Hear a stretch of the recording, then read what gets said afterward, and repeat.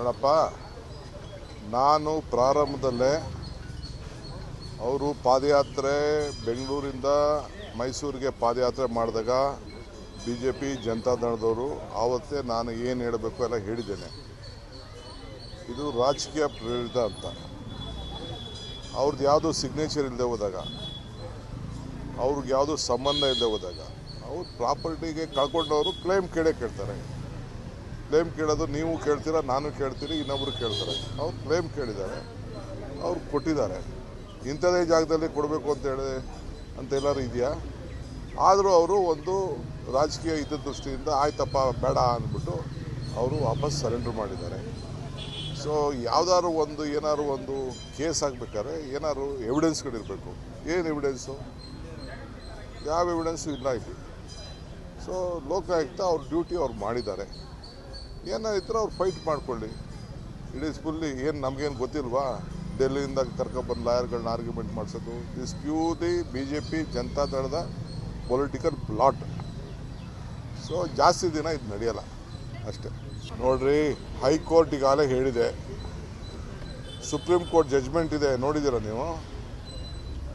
It is an independent institution. Government ಇನ್ಸ್ಟಿಟ್ಯೂಷನ್ಸ್ಗೆ ಯಾವುದು ನೀವು ಲೋಕಲ್ ಇನ್ಸ್ಟಿಟ್ಯೂಷನ್ನ ವೀಕ್ ಮಾಡಬಾರ್ದು ಅಂತ ಸುಪ್ರೀಂ ಕೋರ್ಟ್ ಜಜ್ಮೆಂಟು ಇದೆ. ಹೈಕೋರ್ಟ್ ಅವರೇ ಹೇಳಿದ್ದಾರೆ. ಹೈಕೋರ್ಟ್ ಅವರು ಅವ್ರಿಗೆ ದೇ ಆರ್ ಇಂಡಿಪೆಂಡೆಂಟ್ ಬಾಡಿ ಅಂತ ಹೇಳಿದ್ದಾರೆ. ಅವ್ರು ಇಂಡಿಪೆಂಡೆಂಟ್ ಬಾಡಿ ಮಾಡ್ತಾ ಇದ್ದಾರೆ. ಈಗ ನಾನು ಚೀಫ್ ಮಿನಿಸ್ಟರ್ ಇರ್ಬೋದು, ಇನ್ನೊಬ್ಬರು ಚೀಫ್ ಮಿನಿಸ್ಟರ್ ಆಗ್ಬೋದು, ಬೊಮ್ಮಾಯಿ ಚೀಫ್ ಮಿನಿಸ್ಟರ್ ಇರ್ಬೋದು, ಯಾರು ಇರ್ಬೋದು. ಹಂಗಾರೆ ಪ್ರತಿಯೊಂದು ಕೇಸೂ ಮುಖ್ಯಮಂತ್ರಿಗಳು ಹೇಳ್ದಂಗೆ ಪೊಲೀಸವ್ರು ಕೇಳ್ತಾರಾ? It is not police. ಇದು ಇಲ್ಲಿ ಪೊಲೀಸ್ ಅಲ್ಲ, ಇದು ಲೋಕಾಯುಕ್ತ. ಅದೊಂದು ಕಾನ್ಸ್ಟಿಟ್ಯೂಷನ್ ಬಾಡಿ. ಈಗ ಎಲೆಕ್ಷನ್ ಕಮಿಷನ್ನು ಕಾನ್ಸ್ಟಿಟ್ಯೂಷನ್ ಬಾಡಿ. ಬೇರೆ ಆ CBIನೂ ಕೂಡ ಅದೊಂಥರ ಲೆಕ್ಕ. ಬಟ್ ಇದು is A purely constitution body. ಮುಖ್ಯಮಂತ್ರಿ ಕಂಟ್ರೋಲು ಇಲ್ಲ. ಯಾವುದೇ ಒಬ್ಬ ಅಧಿಕಾರಿನ ಪ್ರಪೋಸ್ ಮಾಡಬೇಕಾದ್ರೆ ಲೋಕಾಯುಕ್ತವ್ರನ್ನ ಅನುಮತಿ ತೆಗೆದುಕೊಂಡೇ ಮಾಡೋದು. They will pick from Karnataka ಅಷ್ಟೇ. ಕರ್ನಾಟಕ ಕೇಡರ್ಸಿಂದ ಪಿಕ್ ಮಾಡ್ತಾರೆ, ಹೊರಗಡೆ ರಾಜ್ಯದಿಂದ ಪಿಕ್ ಮಾಡೋಕ್ಕಾಗಲ್ಲ. ಸರ್, ನಿನ್ನೆ ರಾಜ್ಯಾಧ್ಯಕ್ಷ BJP ವಿಜಯೇಂದ್ರ ಪ್ರೆಸ್ ಕಾನ್ಫರೆನ್ಸ್ ಮಾಡಿ ಟ್ರೆಜರಿಲಿ ದುಡ್ಡಿಲ್ಲ, ಗ್ಯಾರಂಟಿ ಸ್ಕೀಮ್ಗಳು ಅದೆಲ್ಲ ವಿಜಯೇಂದ್ರಂಗೆ ಇರಿಗೇಷನ್ನು ಬೇರೆದೆಲ್ಲ ಬೇರೆ ಉತ್ತರ ಕೊಡ್ತೀನಿ.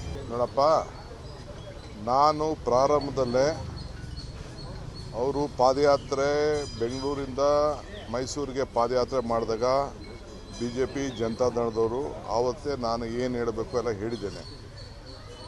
ಇದು ರಾಜಕೀಯ ಪ್ರೇರಿತ ಅಂತ. ಅವ್ರದ್ದು ಯಾವುದೋ ಸಿಗ್ನೇಚರ್ ಇಲ್ಲದೆ ಹೋದಾಗ, ಅವ್ರಿಗೆ ಯಾವುದೋ ಸಂಬಂಧ ಇಲ್ಲದೆ ಹೋದಾಗ ಅವ್ರ ಪ್ರಾಪರ್ಟಿಗೆ ಕಳ್ಕೊಂಡವರು ಕ್ಲೇಮ್ ಕೇಳ್ತಾರೆ. ಕ್ಲೇಮ್ ಕೇಳೋದು ನೀವು ಕೇಳ್ತೀರಾ, ನಾನು ಕೇಳ್ತೀರಿ, ಇನ್ನೊಬ್ರು ಕೇಳ್ತಾರೆ. ಅವ್ರು ಕ್ಲೇಮ್ ಕೇಳಿದ್ದಾರೆ, ಅವ್ರು ಕೊಟ್ಟಿದ್ದಾರೆ. ಇಂಥದೇ ಜಾಗದಲ್ಲಿ ಕೊಡಬೇಕು ಅಂತ ಎಲ್ಲರೂ ಇದೆಯಾ? ಆದರೂ ಅವರು ಒಂದು ರಾಜಕೀಯ ಹಿತದೃಷ್ಟಿಯಿಂದ ಆಯ್ತಪ್ಪ ಬೇಡ ಅಂದ್ಬಿಟ್ಟು ಅವರು ವಾಪಸ್ ಸರೆಂಡರ್ ಮಾಡಿದ್ದಾರೆ.